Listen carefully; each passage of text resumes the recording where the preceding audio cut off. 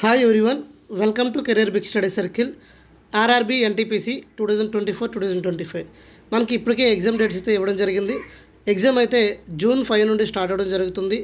So మనకి తక్కువ రోజులు ఉన్నాయి కాబట్టి మన ఛానల్లో ర్యాపిడ్ రివిజన్ బ్యాచ్ అయితే స్టార్ట్ చేయడం జరిగింది. ఇప్పటికే మనకి పాలిటిక్స్ సంబంధించిన వీడియో, అదేవిధంగా స్టాటిక్ జీకి సంబంధించిన వీడియోస్ అయితే అప్లోడ్ చేయడం జరిగింది. ఇప్పుడు మనకి హిస్టరీ కోసం చూడండి. మనకి హిస్టరీ చూసినట్లయితే వెయిటేజ్ చూడండి. మనకి 3 to 4 క్వశ్చన్స్ రావడం జరుగుతుంది మనకి హిస్టరీ నుండి.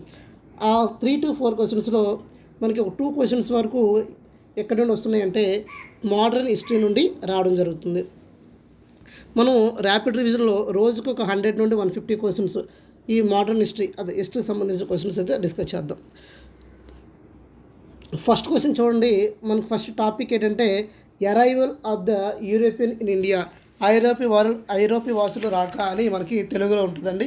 మనకి మొట్టమొదటిసారిగా ఎవరు వచ్చారు ఏంటి అనేది ఈ టాపిక్లో మనం డిస్కస్ చేస్తాం. Which battle was the decisive victory of the British East India Company over the nawab of Bengal on 23rd June 1757. మనకి ఈ డేట్ గుర్తు రాగానే మీకు మీ మైండ్లో వెంటనే గుర్తు రావాల్సింది ఏంటంటే ప్లాసీ యుద్ధం అండి. ప్లాసీ యుద్ధం, ఓకేనా. మనకి 1757 మనకి ఏం జరిగింది అంటే 1757 23rd June ఎవరెవరికి మధ్యన యుద్ధం జరిగింది అంటే సిరాజ్ దౌలకును రాబర్ట్ క్లైవ్కి మధ్య యుద్ధం జరుగుతుంది. అయితే ఈ సిరాజ్ దౌలా యొక్క మనకి సేనాపతి ఏం చేస్తారంటే రాబర్ట్ క్లైవ్కి అమ్ముడిపోతాడండి. ఆ సిరాజ్ దౌలా యొక్క సేనాపతి ఎవరు అంటే మనకి ఎవరంటే మీర్ జాఫర్ రాబర్ట్ క్లైవ్తో అమ్ముడిపోయి ఇక్కడ ఈ యుద్ధంలో ఏమైపోతాడంటే సిరాజ్ దౌలా ఓడిపోతాడు, రాబర్ట్ క్లైవ్ గెలవడం జరుగుతుంది. ఈ యుద్ధం ద్వారా మనకి ఏమవుతుందంటే బ్రిటిష్ వాళ్ళు మనకి భారతదేశంలో నిలబడిపోవడానికి ఇది ఒక పునాదిగా ఉంటుంది ప్లాసీ యుద్ధం. అందువల్లే 1757 ప్లాసీ యుద్ధం అనేది బ్రిటిష్ పరిపాలనకి నాంది పలికిందని చెప్పడం జరుగుతుంది. ఇక్కడ అదే క్వశ్చన్ అడగడం జరిగిందండి. చూడండి, మనకి British East India Company over the nawab of the Bengal 23rd June 1757 battle of Plassey. Next option B చూడండి, బ్యాటిల్ ఆఫ్ బక్సర్ ఎవరెవరికి జరిగింది, ఎప్పుడు జరిగింది అంటే 1764లో జరుగుతుంది బ్యాటిల్ ఆఫ్ బక్సర్ అనేది. ఇది ఎవరు జరుగుతుందంటే మనకి మీర్ జాఫర్ ఉన్నాడు కదండి, మీర్ జాఫర్ రిలేటివే మనకి మీర్ కాసిం అండి. మీర్ కాసింకి బెంగాల్ నవాబ్కి మధ్యన ఏ యుద్ధం జరుగుతుందంటే బక్సర్ యుద్ధం జరుగుతుంది. ఇప్పుడు మనకి ఏమవుతుందంటే ఆంగ్లేయులు మనకి ఏంటంటే బ్రిటిష్ వాళ్ళు గెలవడం జరుగుతుందండి. బ్యాటిల్ ఆఫ్ బక్సర్ ఎప్పుడు జరిగిందంటే 1764. ఎవరెవరికి జరుగుతుందంటే మీర్ కాసింకును బెంగాల్ నవాబ్కి. ఇవి రెండు చాలా చాలా ఇంపార్టెంట్ అండి. నెక్స్ట్ సెకండ్ క్వశ్చన్ చూడండి. Where was the first British presidents established in India. మనకి ఫస్ట్ బ్రిటిష్ ప్రెసిడెన్సీ ఎక్కడ ఏర్పడిందంటే సూరత్ అండి. మనకి ఈస్ట్ ఇండియా కంపెనీ అవ్వచ్చు, బ్రిటిష్ వాళ్ళు ఏం చేస్తారు అంటే మనకి ఇంగ్లాండ్లో వీళ్ళు ఉండేవాళ్ళండి. వీళ్ళు ఏంటంటే 1600 సంవత్సరంలో మనకి ఎలిజబెత్ రాణి అనుమతితో ఏం చేస్తారు అంటే వీళ్ళు మనకు భారతదేశంలో ఈస్ట్ ఇండియా కంపెనీని స్టార్ట్ చేయడం జరుగుతుందండి. వీళ్ళ యొక్క మొదటి స్థావరము ఎప్పుడు అంటే 1608 సంవత్సరంలో ఎక్కడ స్టార్ట్ చేస్తారంటే సూరత్లో స్టార్ట్ చేస్తారండి. బ్రిటిష్ వాళ్ళ యొక్క మొదటి స్థావరం ఎక్కడంటే సూరత్ అండి. వీరు ఎవరు పర్మిషన్ తీసుకున్నారు అంటే ఎలిజబెత్ రాణి 1 అండి పర్మిషన్ తీసుకున్నారు. తర్వాత వీళ్ళు ఏం చేస్తారంటే సూరత్లో వీళ్ళు ఈ కంపెనీ అనేది స్టార్ట్ చేయడం జరుగుతుంది. వీళ్ళ యొక్క ప్రధానమైన ఇంకా మరో 3 స్థావరాలు ఏంటంటే సింపుల్గా గుర్తుపెట్టుకోవడానికి సిబిఎం కాంపౌండ్ అని గుర్తుపెట్టుకోండి. సి అంటే కలకత్తా, బి అంటే బొంబై, ఎం అంటే మద్రాస్. ఈ 3 ప్లేసుల్లో బ్రిటిష్ ఈస్ట్ ఇండియా కంపెనీ వాళ్ళు ప్రధానంగా ఈ 3 స్థావరాలని ఏర్పాటు చేయడం జరిగింది. ఇక్కడ క్వశ్చన్ ఏమడుగుతున్నాడు అంటే where was the first British presidency established అంటే ఎక్కడంటే సూరత్ అండి. Option C the answer. ఏం చేస్తారంటే మనకి థామస్ రాయ్ అనే పర్సన్ ఏంటంటే జహాంగీర్ దగ్గరికి వెళ్తాడు. జహాంగీర్ దగ్గరికి వెళ్ళి మనకి యాక్సెప్టెన్స్ జహాంగీర్ దగ్గరికి వెళ్ళి ఇలా మేము పెట్టుకుంటామని అంటే జహంగీర్ యాక్సెప్ట్ చేస్తాడు. జహంగీర్ దగ్గర నుండి పర్మిషన్ తీసుకొని ఇక్కడ మనకి స్టార్ట్ చేయడం జరుగుతుంది. ఇక్కడ వెరీ ఇంపార్టెంట్ ఇంకో క్వశ్చన్ ఏంటంటే భారతదేశానికి వచ్చిన ఐరోపా వాసులు యొక్క ఆర్డర్ అడుగుతున్నాడండి. సింపుల్గా ఎలా గుర్తుపెట్టుకుంటారంటే పీడీఏడిపి అని గుర్తుపెట్టుకోండి. పీడీఏడిపి అని గుర్తుపెట్టుకుంటే పి అంటే పోర్చుగీస్ వాళ్ళు, డి అంటే డచ్ వారు, ఏ అంటే ఆంగ్లేయులు, డి అంటే డానిష్ వారు, పి అంటే ఫ్రెంచ్ వాళ్ళండి. ఈ విధంగా మనం గుర్తుపెట్టుకుంటే మనకి ఈ ఐదుగురు మనకి చాలా చాలా ఇంపార్టెంట్ అండి. పోర్చుగీస్ వాళ్ళు ఏం చేస్తారంటే మొదట వస్తారు, లాస్ట్ మనకి 1961 వరకు కూడా ఉంటారండి. సో అవన్నీ కూడా క్వశ్చన్స్ ఉన్నాయి. అవన్నీ కూడా మీకు ఇన్ఫర్మేషన్ ఇప్పుడు చెప్తున్నాను అంటే నెక్స్ట్ వాటికి సంబంధించిన క్వశ్చన్స్ అన్నీ ఉన్నాయి. మొట్టమొదటిసారి పోర్చుగీస్ వాళ్ళు వచ్చారు. పోర్చుగీస్లో మొదటి వారు వచ్చిన పర్సన్ పేరు ఏంటంటే వాస్కో డి గామా. మనకి వాస్కో డి గామా ఏం చేస్తారంటే 1498లో భారతదేశానికి రావడం జరుగుతుందండి. సో 1498లో Vasco da Gama Portuguese person మనకి భారతదేశానికి సముద్ర మార్గాన్ని కనుగొన్నది ఎవరన్నా వాస్కో డి గామా. మొట్టమొదటిసారిగా ఎక్కడికి వస్తారంటే కాలికట్ అనే ప్లేస్కి రావడం జరుగుతుంది. అప్పటికి అక్కడ పరిపాలిస్తున్న రాజు ఎవరంటే జామరీన్ అండి. ఓకేనా. వీళ్ళు వచ్చి ఏం చేస్తారు అంటే కొచ్చిను, డయి, డామును, గోవా ఇవన్నీ ప్లేసులు ఆక్యుపై చేసి ఎస్పెషల్లీ కొచ్చిను, డామన్, డయి ఈ ప్లేసుల్లో వీళ్ళు ప్రధానంగా వర్తక స్థావరాలని ఏర్పాటు చేయడం జరుగుతుంది. ఇక్కడ మనకి ఆన్సర్ చూడండి, where was the C answer. Next third question చూడండి. The first English factory of Bengal was set up on the bank of the river dash in 1651. 651లో మనకి బ్రిటిష్ ఈస్ట్ ఇండియా వాళ్ళు ఏం చేస్తారు అంటే బెంగాల్లో ఒక ఫ్యాక్టరీ స్టార్ట్ చేస్తారు. అది ఎక్కడ అంటే హూగ్లీ దగ్గర అండి, హూగ్లీ రివర్ దగ్గర. ఈ హూగ్లీ ఏంటంటే మనకి గంగా రివర్ యొక్క ఉపనది అండి, గంగా నది యొక్క ఉపనది. సో ఆన్సర్ ఏమవుతుందంటే option C is your answer. Next question చూసినట్లయితే in which of the following places did the English open their factory in 1611 on east coast of India. మనకి 1611లో ఈస్ట్ కోస్ట్ ఇండియాలో ఎక్కడ వీళ్ళు చేశారు అంటే ఫ్యాక్టరీ స్టార్ట్ చేశారంటే మచిలీపట్నం ఎక్కడ ఉందంటే ఆంధ్రప్రదేశ్లో ఉందండి. మచిలీపట్నం ఆంధ్రప్రదేశ్లో ఉంది. 1611లో వీళ్ళు ఆంధ్రాలో వీళ్ళు మొదటి స్థావరం ఎక్కడంటే మచిలీపట్నం. వీళ్ళు ఎవరు పర్మిషన్ తీసుకుంటారంటే మనకి అప్పటికి గోల్కొండ వాళ్ళు పరిపాలిస్తుంటారు. గోల్కొండ నవాబ్ అనుమతితోని 1611లో బ్రిటిష్ వారు ఈ స్థావరాన్ని ఏర్పాటు చేయడం జరుగుతుంది. Option B is the right answer. Next question చూడండి. Who discovered the sea route అండి. మనకి సముద్ర మార్గాన్ని కనిపెట్టింది ఎవరైనా అడుగుతున్నాడు. ఆన్సర్ ఏమవుతుంది వాస్కో డి గామా. ఏ ఇయర్లో కనుగొన్నాడంటే 1498. ఎక్కడికి వచ్చాడు అంటే కేరళ పోర్ట్ మనకి కేరళకు రావడం జరుగుతుంది. అది కాలికట్ అంటారు అక్కడ. సో అక్కడ ఆన్సర్ ఏమవుతుంది option A is the right answer. Next 6th question చూడండి. European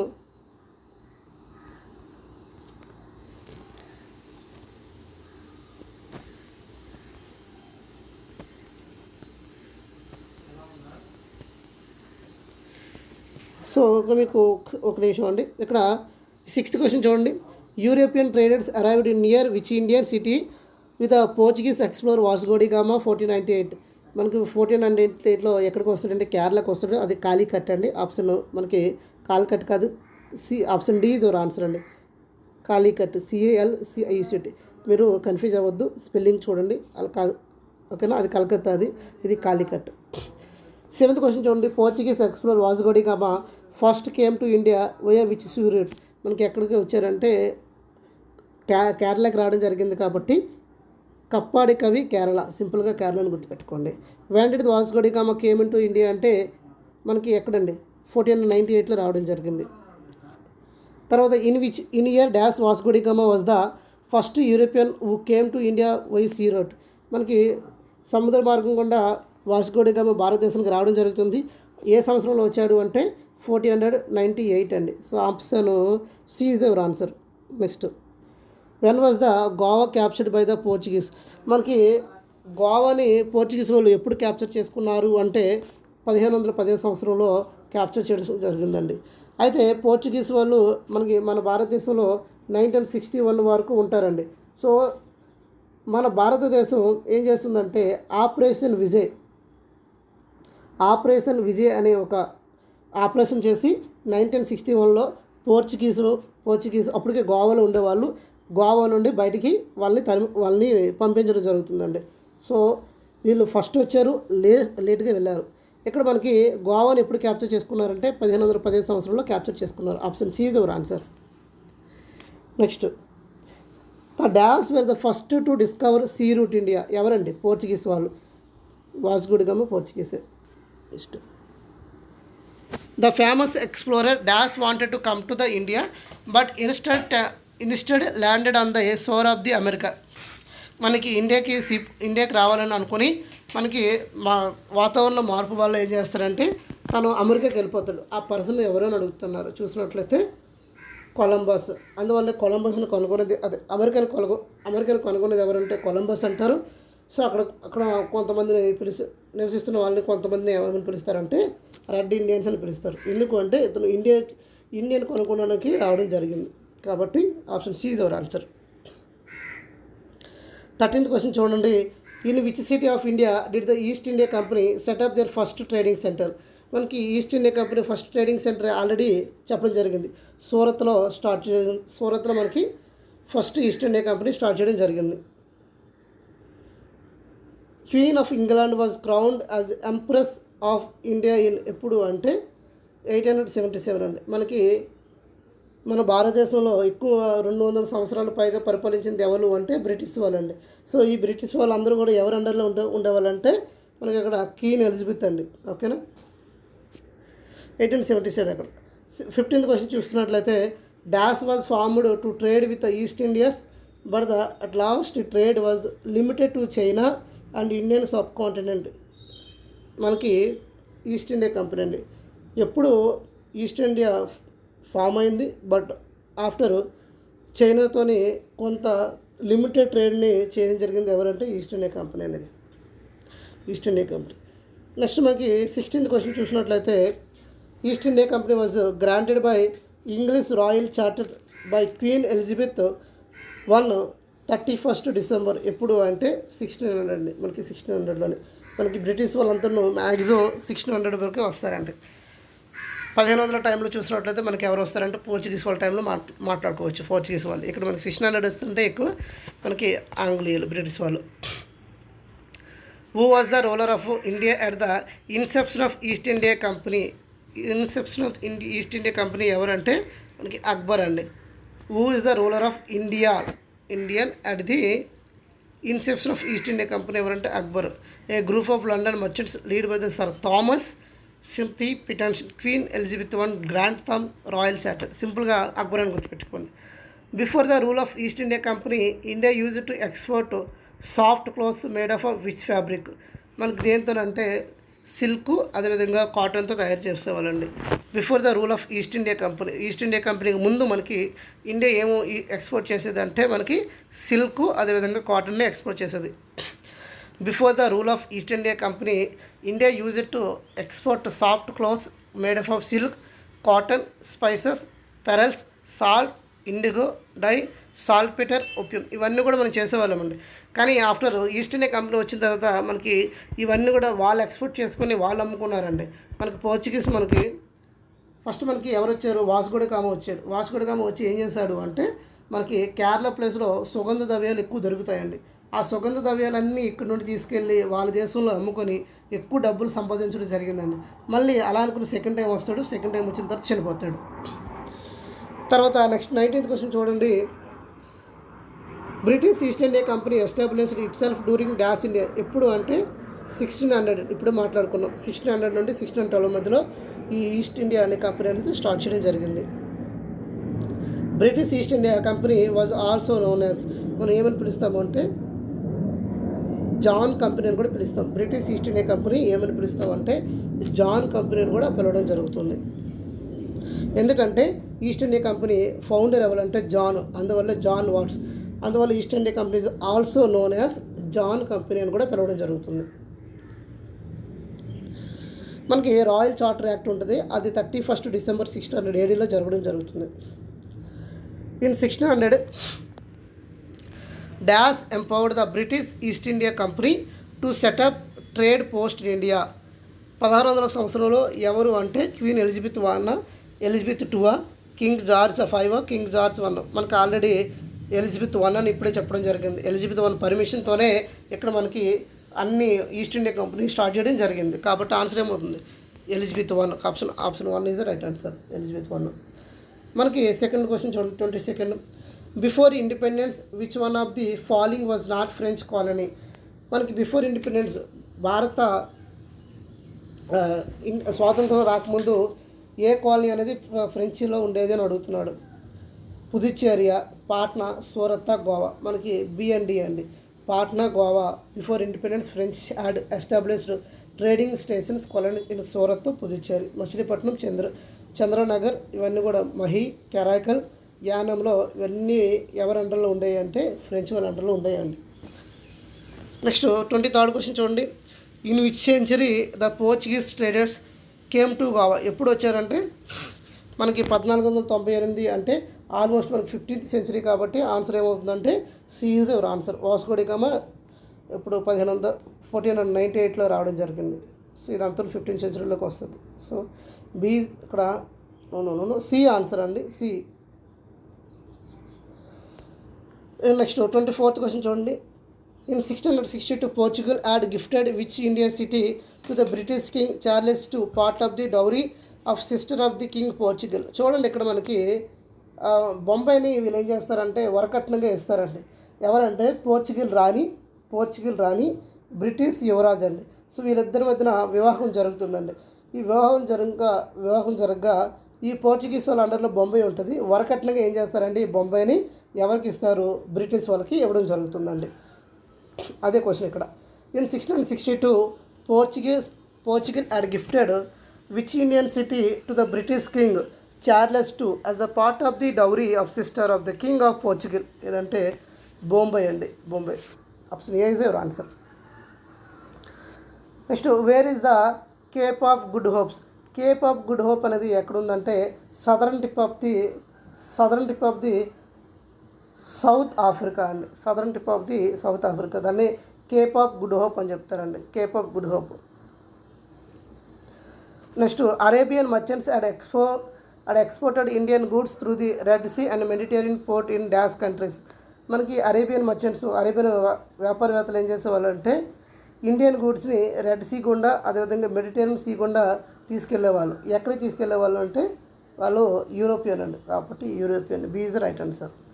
Arabian merchants had exported India goods through Red Sea Mediterranean port in European countries. 27th question చూడండి. Goa was conquered by the dash? గోవాని ఎవరండి? గోవా అంటే మీకు గుర్తు రావాల్సింది Portuguese వాళ్ళే. ఓకేనా, పోర్చుగీస్ వాళ్ళు. ఎందుకంటే మనకు స్వాతంత్రం వచ్చినప్పుడు కూడా వాళ్ళ దగ్గర ఉంది ఈ గోవా. 1961 వరకు ఈ గోవా అనేది ఎవరి దగ్గర ఉందంటే పోర్చుగీస్ వాళ్ళ దగ్గరే ఉందండి. Next when was the French east India company founded? French east India Company ఎప్పుడు స్టార్ట్ అయిందంటే 1664లో స్టార్ట్ అవ్వడం జరిగిందండి. సో ఇక్కడితో మనకి ఏమైందంటే ఐరోపా వాసుల రాక గురించి కంప్లీట్ ఇన్ఫర్మేషన్ జరిగింది. అయితే మరికొద్ది ఇన్ఫర్మేషన్ నేను ఇక్కడ యాడ్ చేస్తాను చూడండి. మనకి భారతదేశానికి వచ్చిన వాళ్ళు ఆర్డర్ అనేది ఇంపార్టెంట్. PDADP అని గుర్తుపెట్టుకోండి. ఆర్డరు పోర్చుగీస్ వాళ్ళు, డచ్ వాళ్ళు, ఆంగ్లేయులు, డానిష్ వాళ్ళు, ఫ్రెంచ్ వాళ్ళు. మనకి ఇక్కడ పోర్చుగీస్ వాళ్ళు మేజర్గా చూసినట్లయితే వాస్కో డి గామా 1498లో ఏ పోర్టుకు వస్తాడంటే కేరళకు సంబంధించి కాలికట్ అనే ప్లేస్కి రావడం జరుగుతుంది. అప్పుడు రాజు ఎవరంటే జామరేను. ఇక్కడ సుగంధ ద్రవ్యాలు అవన్నీ తీసుకొని వాళ్ళ దేశానికి వెళ్ళి మళ్ళీ సెకండ్ టైం రావడం జరుగుతుంది. ఇతను వాళ్ళ దేశానికి వెళ్ళేటప్పుడు ఏం చేస్తారంటే కొంతమందిని ఇక్కడ గవర్నర్గా నియమిస్తారు. వాళ్ళ పేర్లే ప్యాన్ అని గుర్తుపెట్టుకోండి. ప్యాన్ ఇండియా అంటారు కదా. పి అంటే ఫ్రాన్సిస్ డి అల్మడీ, ఏ అంటే అల్బ్ క్లర్క్, ఎన్ అంటే నినోడే కున్వహా అని ఈ ముగ్గురు పోర్చుగీసు గవర్నర్లుగా పనిచేయడం జరుగుతుంది. ప్యాన్ చూసినట్లయితే ఫ్రాన్సిస్ డి అల్మడీ ఏం చేస్తాడు అంటే బ్లూ వాటర్ పాలసీని స్టార్ట్ చేసింది ఎవరైనా అడిగితే మనకి ఫ్రాన్సిస్ డి అల్మడీని గుర్తుపెట్టుకోండి. ఫ్రాన్సిస్ డి అల్మడీ ఏం చేస్తారంటే వాస్కో వెళ్ళిన తర్వాత భారతదేశంలోని ఈ బ్లూ వాటర్ పాలసీ నీటి విధానాన్ని మొదలు పెట్టడం జరుగుతుంది. తర్వాత అల్బ్ క్లార్క్ అండి. ఇక్కడ ఇతను ఏంటంటే రెండవ పోర్చుగీస్ గవర్నరు. ఇక్కడ మనకి శ్రీకృష్ణదేవరాయలతో శాంతి సంధి చేసుకున్నది ఎవరు అంటే అల్బుక్లర్క్ అండి. తర్వాత ఎన్న చూసినట్లయితే నిన్నోడి కునహ ఇతను 1530 సంవత్సరంలో ఏం చేస్తాడు అంటే కొచ్చిన్ రాజధానిని కొచ్చిన్ నుండి ఎక్కడికి మారుస్తాడు అంటే గోవాకు మారుస్తాడండి. వీళ్ళు ముగ్గురు ఇంపార్టెంట్ ప్యాన్. ఓకేనా. నెక్స్ట్ మనకి డచ్ వాళ్ళు వస్తారండి. డచ్ వాళ్ళు 1602 సంవత్సరంలో మనకి ఈ ఈస్ట్ ఇండియా కంపెనీ స్టార్ట్ చేయడం జరుగుతుంది. వీరి యొక్క మొదటి స్థావరం చూసినట్లయితే మచిలీపట్నం అండి డచ్ వాళ్ళు. తర్వాత డచ్ వాళ్ళు ఓడిపోతారు. డచ్ వాళ్ళు ఓడిపోతే మళ్ళీ బ్రిటిష్ వాళ్ళు వస్తారు. బ్రిటిష్ వాళ్ళు ఇలా బొంబై, మద్రాస్, కలకత్తాలో ప్రధాన స్థావరాలన్నీ ఏర్పాటు చేయడం జరుగుతుంది. సో నెక్స్ట్ మనకి రైజ్ అండ్ డెవలప్మెంట్ మరాఠీస్ అండి. మరాఠాస్ గురించి చూసినట్లయితే 29th చూడండి question. In 1680 dash son of Shivaji ascend the throne after the success in the war of succession against his brother Rajaram. ఎవరు అంటే శివాజీ అండి. 1680 సంవత్సరంలో మనకి సన్ ఆఫ్ శివాజీ ఎవరు అంటే మనకి సంభూజీ. ఆల్రెడీ రీసెంట్గా చావా మూవీ వచ్చిందండి. మనకి శివాజీ కొడుకు ఇక్కడ సంభాజీ మహారాజు ఉంటాడు కదా, సంభాజీ మహారాజు సన్ ఆఫ్ ఎవరంటే Sambhaji Maharaj. C is the right answer.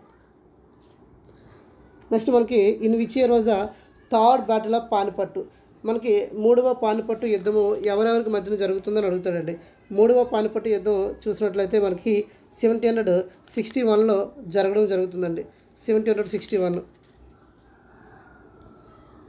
Very very important అండి. మనకి మూడు పానిపట్టు యుద్ధాలు అనేవి చాలా చాలా ఫేమస్. ఆ పానిపట్టు యుద్ధాల గురించి ఖచ్చితంగా ఎగ్జామ్లో అడుగుతున్నాడు. మీకు కొన్ని యుద్ధాల గురించి ఇక్కడ చెప్తాను చూడండి. పానిపట్టు యుద్ధం అనేది చాలా చాలా ఫేమస్. మళ్ళీ అది వస్తుంది. Third battle of Panipat was fought 14 January 1761 between ఎవరంటే ఆఫ్ఘన్ రూలర్ అహ్మద్ షాకును అదేవిధంగా మరాఠీస్కి మధ్య జరుగుతుందండి. 1761లో third battle of Panipat. Next question చూడండి. Third battle of Panipat tooks place in the year of 1761 అండి. Option A is your answer. Who fought Ahmad Shah and Abdullah in third battle of Panipat. ఎక్కడ అంటే మనకి వీళ్ళు మరాఠీస్ అండి. మరాఠీస్. హూ ఫాట్ అంటే ఫైట్ అంటే ఎవరు చేసుకున్నారు? Ahmad Shah Abdullah in third battle of Panipat. Marathis were lost their power in dash by the being defeated from the Ahmad Shah Abdullah. ఎప్పుడు అంటే థర్డ్ పానిపట్టు వారంలో ఓడిపోవడం తర్వాత వీళ్ళకి ఏంటంటే మరాఠీలు మొత్తం కోల్పోతారండి. సో బి కాబట్టి 1761. In the era of 1660 Shivaji used dash tactics and military strategies to lead the series of attack. దేన్నంటే మనకి గొరెల్లా అనే ఒక మెథడ్ని వాడేవాళ్ళండి. వీళ్ళు సైనికులకు సంబంధించి మెథడ్లు ఇవి. 1660 టైంలో శివాజీ మనకి గొరెల్లా యుద్ధాలు చేసేవాళ్ళండి. గొరెల్లా టాక్టిక్స్. ఓకేనా, అది important. Shivaji was Born in which one of the falling fort. ఎక్కడ పుట్టాడు అంటే శివనేరి అనే ప్లేస్లో మనకి పుట్టడం జరుగుతుందండి. శివనేరి అనే ప్లేస్లో పుట్టడం జరుగుతుంది. Option D is your answer అండి. Next dash had appointed a council of 8 ministers which was Ashtapradhan. The supreme had civil government. ఎవరు అంటే ఎవరు ఏర్పాటు చేస్తారు? ఇదంతా శివాజీ ఏర్పాటు చేయడం జరుగుతుంది. అది ఒక్కొక్కరు చూస్తుంది 8 మంది ఉంటారు. పేష్వా నెక్స్ట్ అముత్య మజుందర్, తర్వాత సచివ, తర్వాత వాక్వినీస్, సరి ఐ నబోటు, నెక్స్ట్ సుమాంటు, నయుడిస్, ప్యాంటోడ్. ఇలా మనకి నేమ్స్ అవసరం లేదు. బట్ ఇది అష్ట ప్రధాన్ నియమించింది ఎవరు అంటే శివాజీ అండి. శివాజీ. ఎంతమంది ఉండేవాళ్ళంటే 8 మంది. అష్ట అంటే 8 మంది. Next the treaty of Salbai was signed in dash which settled in the first Anglo Marathi war. మనకి ఆంగ్లో మరాఠీ వార్లు చూసినట్లయితే మనకి ఎవరెవరికి మధ్య జరుగుతాయంటే ఆంగ్లేయులకి అదేవిధంగా ఫ్రెంచ్కి. మనకి ఆంగ్లో మరాఠీ వార్స్ కదా, ఆంగ్లో మరాఠీ వార్లు. ఇక్కడ చూడండి ఎప్పుడంటే మే 1782లో జరుగుతుందండి. Option B is your answer. The treaty of Salbai was signed 17 May 1782. దేనికంటే మరాఠీకి సంబంధించండి. The treaty of Bassein was signed in which of the year అంటే ఎప్పుడు సైన్ చేశారు అంటే 1860 లేకపోతే చూడండి ఆప్షన్ ఏమవుతుందంటే 1802లో వీళ్ళు సైన్ చేయడం అయితే జరుగుతుందండి. Treaty of Bassein was sign 31 December 1802. AD between ఎవరెవరికంటే బ్రిటిష్ ఈస్ట్ ఇండియా కంపెనీకును బాజీరావు టూకు మధ్యన జరుగుతుందండి. ఇక్కడ మైసూర్ గురించి ఇంపార్టెంట్ అండి. Independent states Mysore, Bengal, Punjab, Awadh. First చూడండి 39th question. After the annexation of Awadh in 1856, Nawab Wajid Ali Shah was dethroned and exiled to. And మనకి ఇక్కడ చూడండి, after annexation of Awadh, Nawab Wajid తర్వాత ఎవరు సింహాసనం నుండి దిగిపోయారు అంటే ఎప్పుడు అంటే వీళ్ళందరూ కూడా 1856లో Nawab Wajid Ali Shah was dethroned and exiled to Calcutta సింహాసనం నుండి వీళ్ళు కలకత్తా సింహాసనం నుండి దిగిపోవడం జరిగిందండి. డీథ్రోన్ అంటే సింహాసనం దిగిపోవడం అండి. The nawab was accused of being unable to control the rebellious chief of టాల్డిక్. మనకి అక్కడ రెబల్స్ని కంట్రోల్ చేయలేక ఇతను ఏం చేస్తాడు అంటే కలకత్తా సింహాసనం నుండి దిగిపోవడం జరుగుతుంది. ఎవరు అంటే Nawab Wajid Ali Shah. Next 40th question చూడండి. 40. The Asaf Imambara built by Asaf ud Daula is located అని ఎక్కడ ఉందంటే మనకి డి లక్నోలో ఉందండి. Lucknow. The Asaf Imambara built by Asaf ud Daula is located అంటే లక్నో ఉంది. Several wars were fought between British and India to increase their control in India, but which of the following war was not included in them. అందులో లేనిది ఏంటని అడుగుతున్నాడు.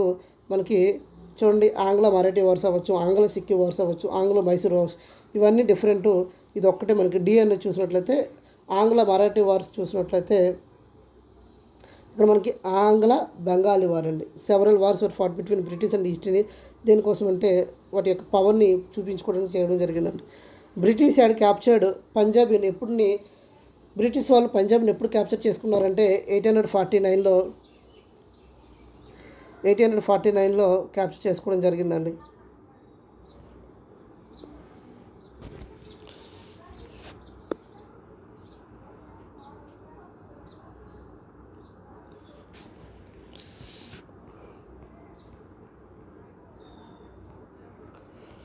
సో హిస్టరీ మీకు ఇంకా modern history నుండి ఖచ్చితంగా మీకు క్వశ్చన్స్ వస్తాయండి. ఇక్కడ నుండి మనకి ఇక్కడ ఫోకస్ చేయండి. ఈ ఏరియా నుండి మీకు క్వశ్చన్స్ ఖచ్చితంగా వస్తాయి ఎగ్జామ్లో. అందువల్ల ఫస్ట్ మీకు ఏం చేశాను అంటే మోడర్న్ హిస్టరీ మీకు స్టార్ట్ చేయడం జరిగింది. మోడర్న్ హిస్టరీ మీకు రిపీటెడ్గా మనకి ఎగ్జామ్లో ఎక్కువ క్వశ్చన్స్ అడగడం జరుగుతుందండి. సో అందువల్ల ఈ మోడర్న్ హిస్టరీ మీద మీరు ఫోకస్ చేయండి. ఖచ్చితంగా మీకు చూడండి, గోవా వాజ్ కాంకర్డ్ అయిపోయింది క్వశ్చన్. హూ ఫాట్ ఈ క్వశ్చన్ కూడా అయిపోయింది. నెక్స్ట్ మనకి ఇది కూడా అయిపోయింది. బ్రిటిషర్స్ ఆర్ క్యాప్చర్డ్ పంజాబ్ ఎప్పుడంటే మనకి 1849లో బ్రిటిష్ వాళ్ళు క్యాప్చర్ చేసుకోవడం జరిగిందండి. బ్రిటిష్ వాళ్ళు పంజాబ్ను ఎప్పుడు క్యాప్చర్ చేసుకున్నారు అని అడిగితే 1849 అండి. తర్వాత when under the leadership of La Bourdonnais French conquered దాన్ ఫస్ట్ కర్ణాటక వార్ చూసినట్లయితే ఎక్కడ జరిగిందంటే మద్రాస్ అండి. ఇక్కడ మనకి కర్ణాటక వార్ల గురించి చూడండి. ఇది కర్ణాటక వార్లు ఇండియా వాళ్ళకి సంబంధం లేదండి. ఇక్కడ ఎవరెవరికి జరుగుతుందంటే ఆంగ్లేయులకు అదేవిధంగా ఫ్రెంచ్ వాళ్ళకు జరుగుతాయండి. ఆంగ్లేయులకును ఫ్రెంచ్ వాళ్ళకు జరుగుతాయి. దీన్నే మనం ఆంగ్ల కర్ణాటక యుద్ధాలు అని చెప్తాం.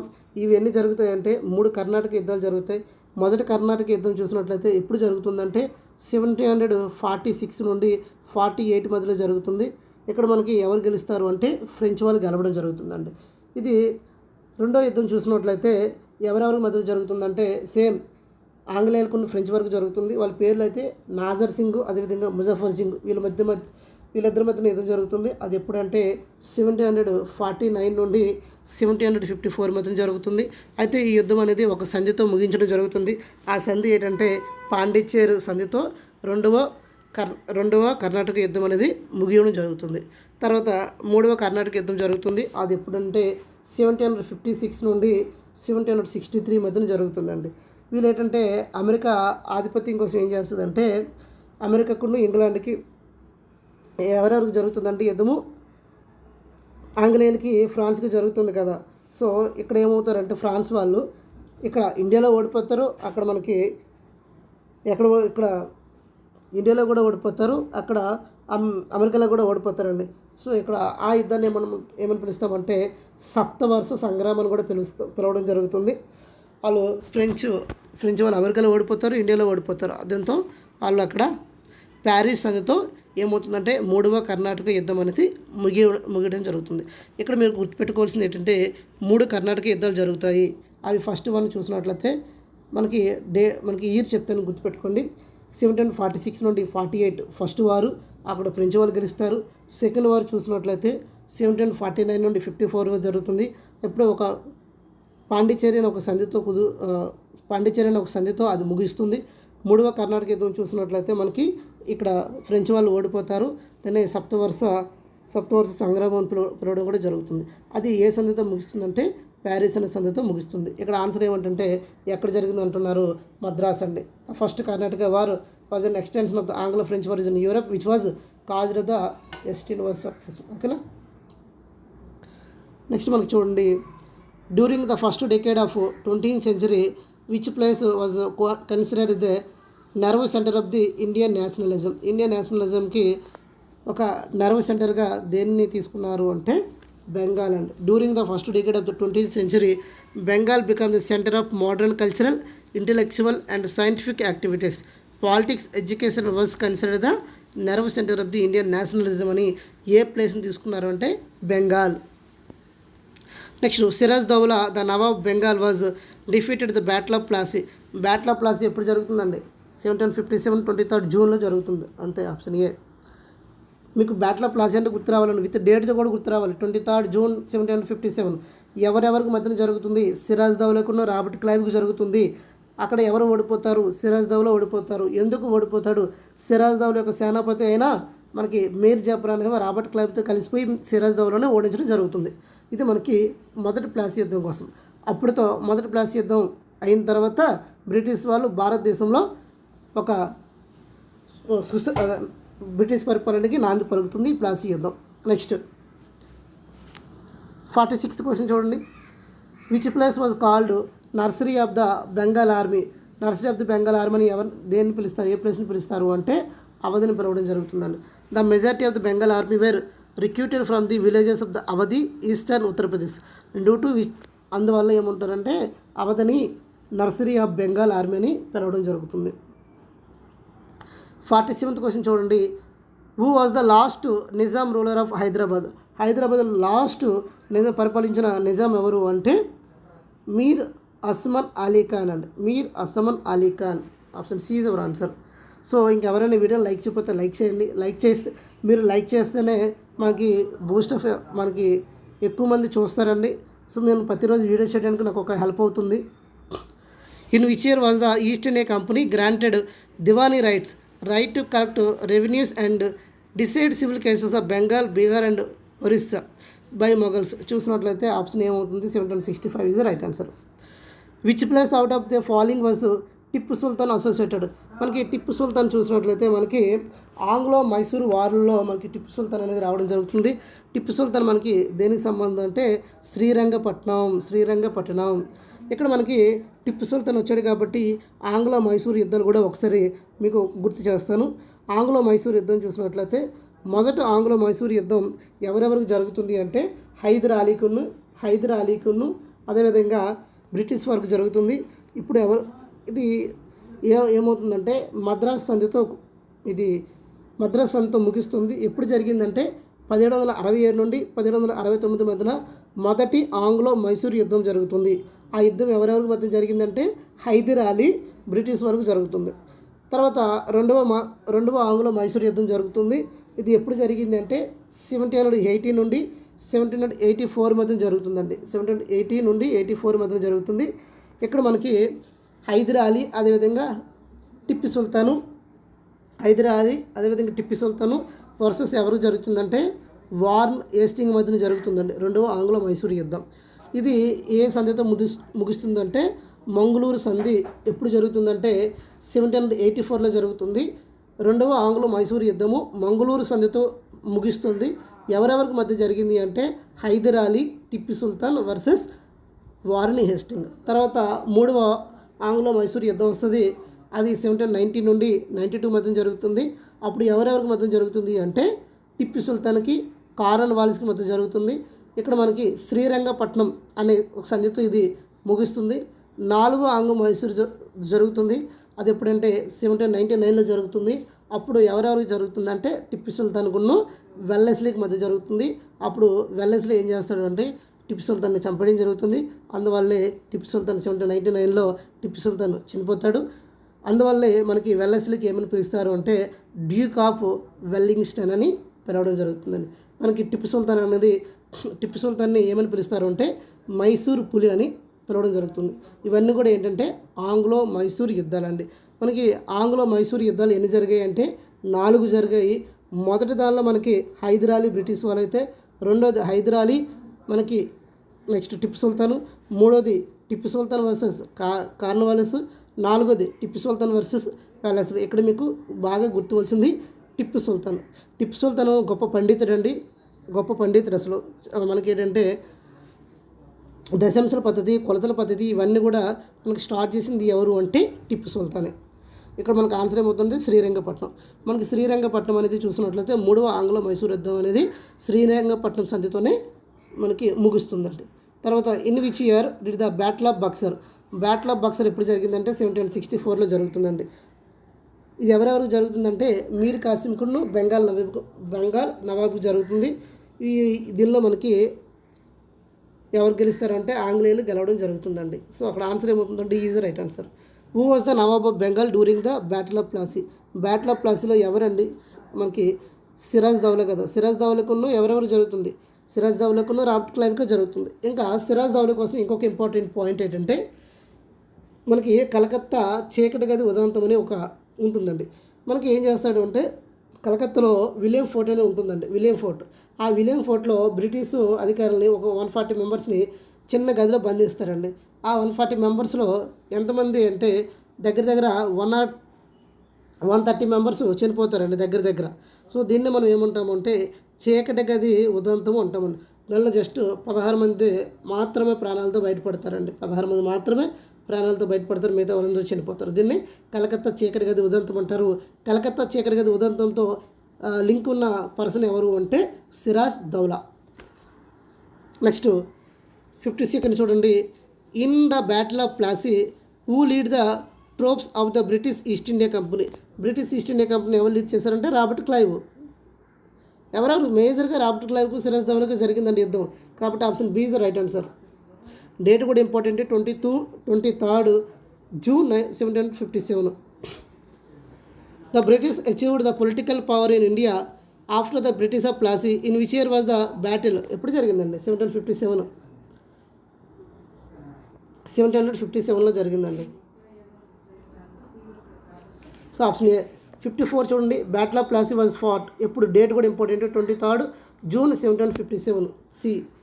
Which of the following incident take place after the victory of the British in the battle of Plassey. ఏం జరిగిందండి ఆఫ్టర్ బ్యాటిల్ ఆఫ్ ప్లాసీ తర్వాత బ్రిటిష్ వాళ్ళు ఏం చేశారు, మొత్తం లీడ్ చేయడం జరిగింది. ఇక్కడ ఆన్సర్ ఏమవుతుంది చూడండి. Which of the following incident take to place after the victory of the British in the battle of Plassey in 1757 చూసినట్లయితే the port cities of Madras, Calcutta, Bombay were డిస్ట్రాయిడా. ఏం చేశారంటే బ్రిటిష్ ఈస్ట్ ఇండియాని ఎక్స్టెండ్ చేయడం జరిగిందండి. బ్రిటిష్ ఈస్ట్ ఇండియా కంపెనీ ఎప్పుడు expand చేశారు అంటే ఆఫ్టర్ ప్లాసీ యుద్ధం అండి. 1757 ప్లాసీ యుద్ధం తర్వాత వీళ్ళు British East India Company expand చేయడం మొదలుపెట్టారు. తర్వాత the battle of Plassey took place on which river.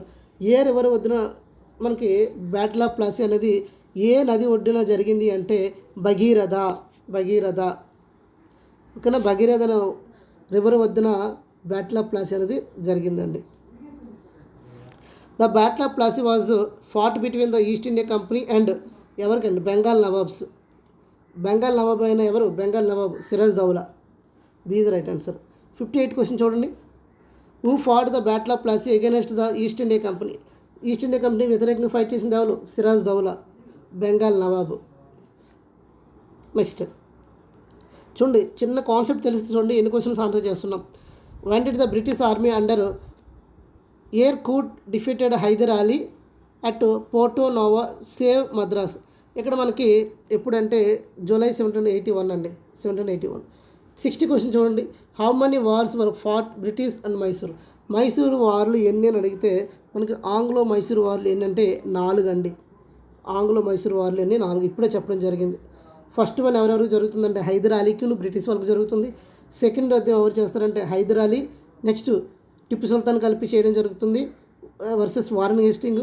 మూడో యుద్ధం ఎవరంటే Tipu Sultan versus Cornwallis. Fourth యుద్ధం ఎవరంటే మనకి టిప్పు సుల్తాన్ వెల్లెస్లీ. మనకి వెల్లెస్లీ ఏం చేస్తాడంటే టిప్పు సుల్తాన్ని చంపేయడం జరుగుతుంది. సో 4 యుద్ధాలు జరిగాయి. చూడండి ఇక్కడ 4 యుద్ధాలు ఉన్నాయి.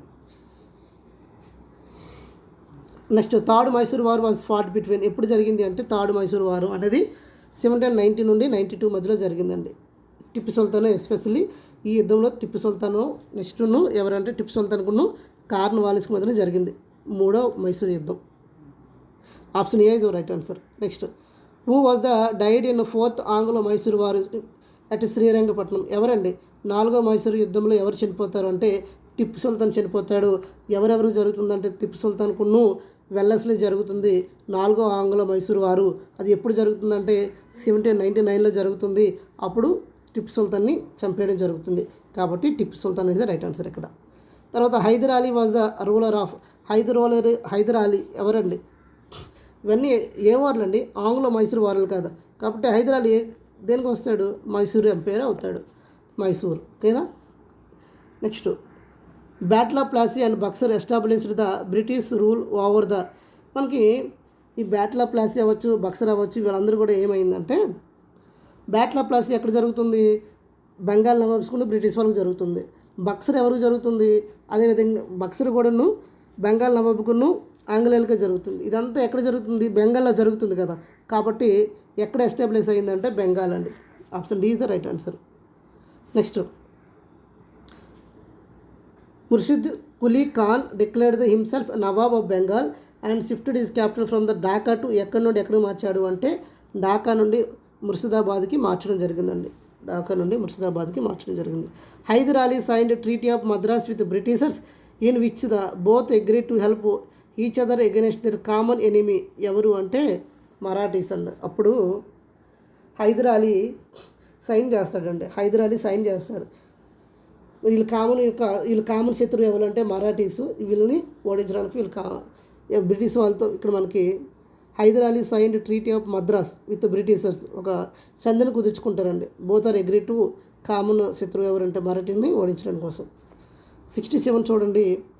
Dash was the largest federal states before India's independence. ఏదంటే హైదరాబాద్ అండి. హైదరాబాద్ చూసినట్లయితే Hyderabad was the largest federal state in India before independence of the independence state was included మొత్తం ఆపరేషన్ పోలో ద్వారా మనం ఏం చేస్తారు అంటే హైదరాబాద్ని భారతదేశంలో కలిపేయడం జరుగుతుంది. అదే ఆపరేషన్ విజయ్ పేరుతో గోవాని 1961లో భారతదేశంలో కలపడం జరుగుతుంది.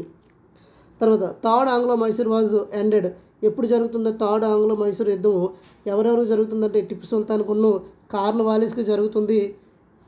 ఇక్కడ శ్రీరంగపట్నం అనే ఒక సంధితో ముగుస్తుందండి. ఆన్సర్ ఏమవుతుందంటే ఆప్షన్ ఏ అవుతుంది. Treaty of Srirangapatnam 68.